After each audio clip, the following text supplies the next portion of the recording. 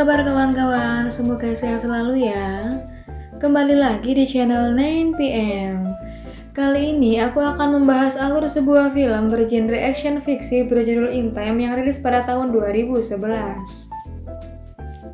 Film yang dibintangi oleh Justin Timberlake ini bercerita tentang waktu yang dijadikan mata uang. Segala bentuk pembayaran dilakukan dengan waktu yang tertera di lengan orang tersebut. Jadi di film ini tidak ada yang namanya uang. Semua hanya bisa dibeli dengan waktu.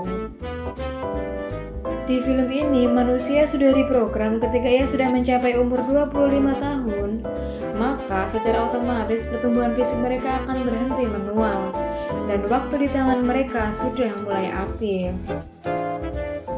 Jika waktu mereka habis, otomatis mereka akan mati.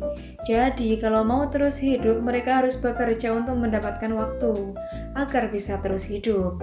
Simpelnya, jika kamu tidak punya waktu, ya otomatis kamu akan mati. Oke, tanpa berlama-lama lagi, yuk kita simak alur ceritanya.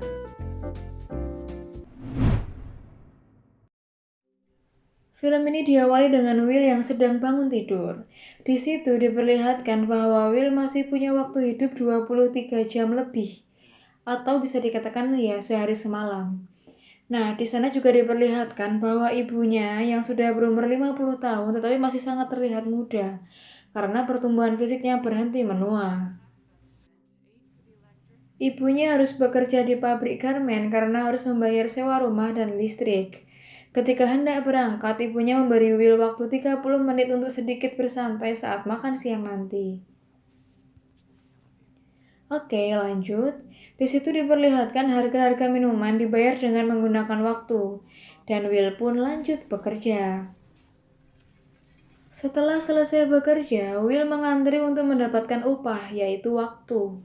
Will pun protes karena kenapa sekarang upah waktunya hanya sedikit, tetapi petugas tak menghiraukannya. Scene berpindah ke sebuah bar di mana Will sedang hangout bersama temannya. Di bar itu ada orang kaya raya yang punya waktu 1 abad. Will pun memperingatkannya untuk segera pergi karena ini tak aman baginya. Dan benar saja, datang segerombolan perampok waktu yang dipimpin oleh Fortis. Will pun menolongnya dan membawanya kabur.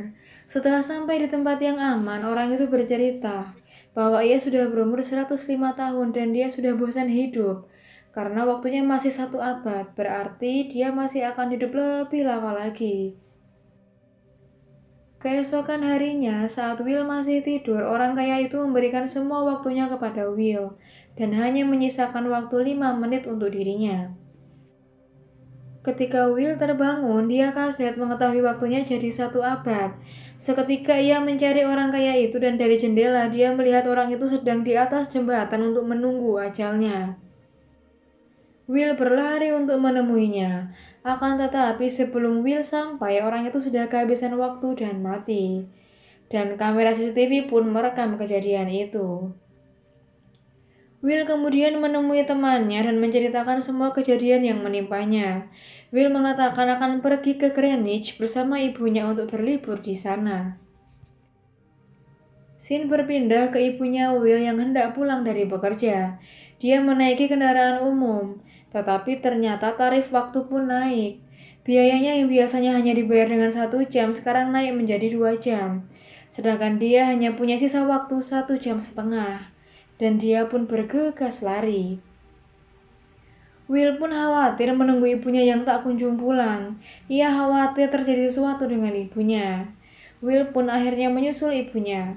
Tetapi ketika mereka hendak bertemu, ibunya kehabisan waktu. Ibunya pun akhirnya mati tepat di pelukan Will.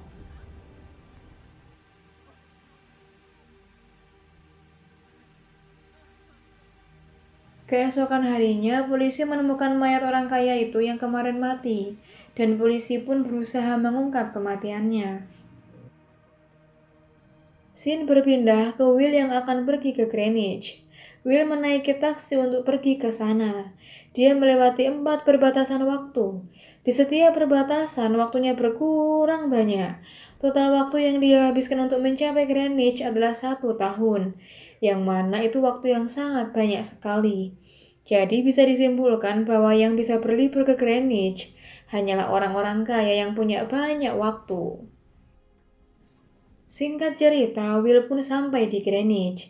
Dia menyewa kamar dengan tarif yang mahal. Malam hari pun tiba. Will datang di kasino dekat hotel. Dia berjudi dengan orang-orang kaya lainnya. Taruhan awalnya 50 tahun. Tak lama kemudian, datanglah cewek cantik yang merupakan anak orang kaya tersebut. Dia bernama Sylvia. Mereka pun bertaruh 2 abad, dan singkat cerita, Will pun menang. Dan sekarang waktu Will bertambah menjadi 1100 tahun.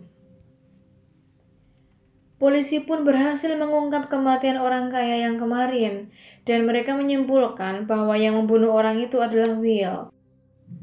Di sisi lain, Will dan Sylvia semakin akrab. Mereka berdansa dan berenang saat pesta itu. Setelah mereka selesai berenang, mereka pun melanjutkan untuk bermain poker lagi. Tetapi polisi datang untuk menangkap Will. Will pun diinterogasi oleh polisi tersebut. Will menceritakan semua kejadiannya. Akan tetapi, polisi menganggap apa yang dikatakan Will tidak masuk akal dan terkesan mengada-ada. Dan akhirnya semua waktu Will disita dan cuma disisakan 2 jam untuk pemeriksaan. Will pun tak kehabisan akal untuk kabur. Dia menyandera Sylvia dan membawanya kabur. Will dan polisi pun terlibat kejar-kejaran.